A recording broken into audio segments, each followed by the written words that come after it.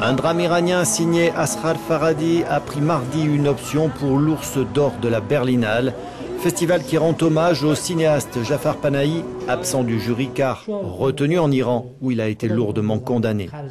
Nader Essimine, une séparation, raconte un couple en crise et sa plongée dans un engrenage judiciaire après une fausse couche de la garde malade qui s'occupait à leur domicile du grand-père atteint d'Alzheimer.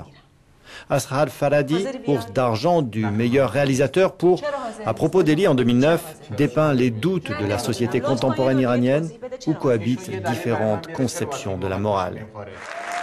L'équipe du film a été chaleureusement accueillie lors de la conférence de presse où on a forcément abordé l'actualité. Il y a de nombreux sous-courants dans la société qui peuvent conduire à une telle crise. L'un est la lutte des classes entre les pauvres qui sont plus traditionnels et l'autre classe qui veut vivre avec des standards plus modernes.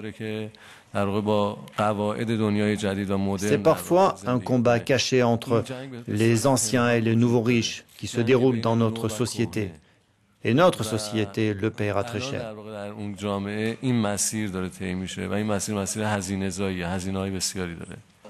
Le film italien Qualunque a été présenté à Berlin dans la sélection Panorama, une satire italienne, une de plus, dans un pays régulièrement secoué par des scandales au plus haut niveau de l'État.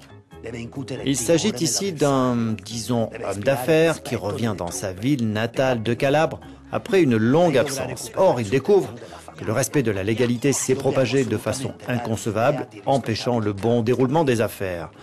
Mais il est heureusement rentré chez lui juste à temps.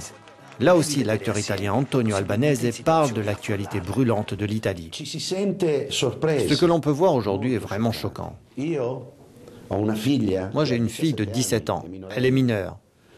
Et si vous voyez ce qui se passe, c'est choquant. Il y a un mépris total pour les institutions, pour l'éthique politique. Moi,